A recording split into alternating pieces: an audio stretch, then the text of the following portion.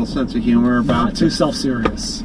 Right. No, as I was saying when I was driving home from Thanksgiving with Lynette. Lynette and I have a rich Thanksgiving tradition of me getting drunk at the party and telling her to drive, but then me critiquing her driving, drunken from the thing. And then actually, at a certain point, because we're like up in the hills and she's having to pull off the 3-point move to back the long wheelbase Jag out the weird narrow with no street light. At a certain point I just get out of the way, and then I got around and I got in the car and I did the most difficult thing I was going to do the whole time, except for it didn't involve cops. And then once I backed it out, I headed back over here and then went passed out, threw open the glove box and passed out in the passenger seat. But we're driving home and we're listening to the 80s channel, and I was telling you guys that not down with the hair bands. And the reason I'm not down with the hair bands is I don't know, you wouldn't need that much Aquanet if you could play, but fine, some of them are okay. But we're listening to like Bon Jovi, and we're listening to Living on a Prayer, and it's like Tommy used to work at the docks, and then she was a thing, and then he got this 6-string, and he could play this 6-string, and it's like, are you kidding me? Really? I gotta listen to this shit? Like, I mean, honestly, I just did write something about. John Hyatt wrote a song about the wreck of the Barbie Ferrari, which I love. She wrecked her dream car, the Ferrari. I don't know, I just like something that's a little more interesting than he worked at the docks and the union was going on strike. And Lynette never knows I'm really talking about Bruce Springsteen when I'm complaining about this, because he does an advanced version of that. He does a better version of the mill closed down and how people are out, and she works as a waitress and they climb on the back of the motorcycle and they ride. It's a Jersey thing. You ever notice that in every one of these songs the guy's name is Johnny? There's a very select few where the guy's name is not Johnny. Tommy, Johnny, yeah. They had the Tommy Johnny surgery. I wish the surgery would to get some goddamn lyrics out of these guys. Yeah. And then I realized I think they're simple guys. Oh, yeah. I mean, probably. Yeah.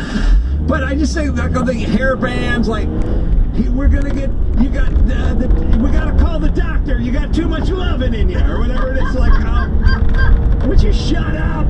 You're adults. You're adults. Write something interesting, would you? Please. Not interested in calling the love doctor. Bad medicine. Oh, God, it's so bad. This is a great your love is like. I gotta call the doctor. I got a fever. It's so adolescent. But isn't that who it was for? I mean, adults didn't listen to this at the time, did they? I don't know, but look, any artist who says, I'm making this painting for dumb people is not a good artist. Oh, come. Hold on, here come a bunch of lyrics that I don't want to talk about medicine. You seem to know it well, Brian. Essential tools.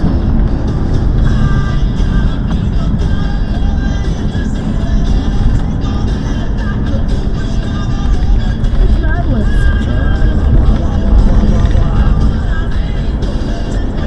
It's horribly, the lyrics are horrible, it's horrible sonically, everything's horrible except for the part where you were getting laid for the first time when you heard it.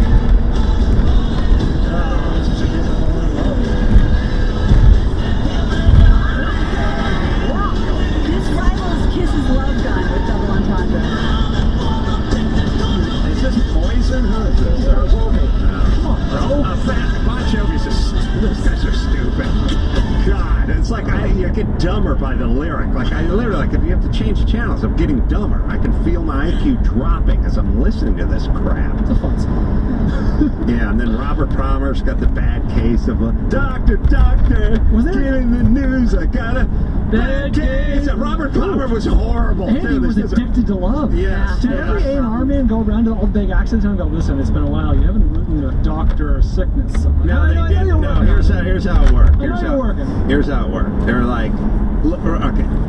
Remember in the 70s, there was the again, it's a compulsory part of being in a rock band. Remember, you had to write a song about rambling and how the band formed, about how we're coming to a town and we're going to love you, and then we'll come back next time. We're on tour and we'll love you some again and all that. I did that Gypsy Woman song. Yeah, good.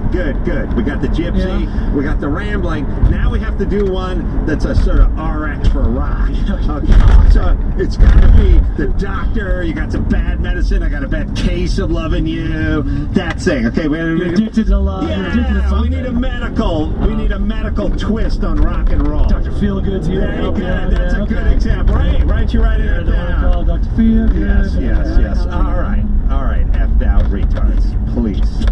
The Doctor thing was really hammered in the 80s. Okay. That's it. No, these bands are horrible, and I felt myself getting dumb listening to Bon Jovi driving home. But all right, I guess no one named Elvis Costello existed in the 80s, so it would be impossible to listen to smart lyrics. And look, lyrics count, but they only count if you're smart. If you're dumb, then it's just noise. It's like an animal or a kid listening to it. All right, everyone loves Joe. Play the game? Yes, let's play the game. Oh, there's the song. He names the flicks and the game makes flicks for Archie. He's a strong big guy, and when he drops for the king has to gas. To the critic scores making rotten or fresh. All right. An all automotive edition today. Our first movie is a animated feature. Starring Owen Wilson, Larry the Cable Guy, and the great Paul Newman. Where Lightning McQueen discovers that life is about the journey. Gets detoured in the sleepy little Route 66 town of Radiator Springs in the 2006 film Cars. Lots of fun stuff. Great. When Tessa gets older, she'll love all this Pixar stuff. Clever movie, too. All clever. And whatever it is, they just make it work. You just go, oh, that guy and her and him and whatever he's doing there and all that kind of stuff. It's just all perfect. That's why the storytelling is always so good with Pixar. Well, look, we all know we've run into this before. Is it 100? Is it 98? Is somebody going to hit it on the head? I will admit that I think we've discussed this one before. With Matt Action, I do remember this. And for some reason, I don't think it's 100%. It has not come into the game before. You may have discussed but there may have been a discussion. Absolutely. Just so we're all on the same, as I recall, so we're all on the same level here. Adam was pissed that the score was lower than like the Toy Story and all that stuff, and actually pointed out very astutely, as I thought, because I was trying to put my finger on it too, like, it's just not quite as good, I don't think. He's like, it's a sports movie, whereas these other movies are kind of like coming of age. Interesting. Okay. Thank you for getting us up to date. So that's as far as I remember the discussion. For homos who can't drive a stick, they enjoy the other movies more.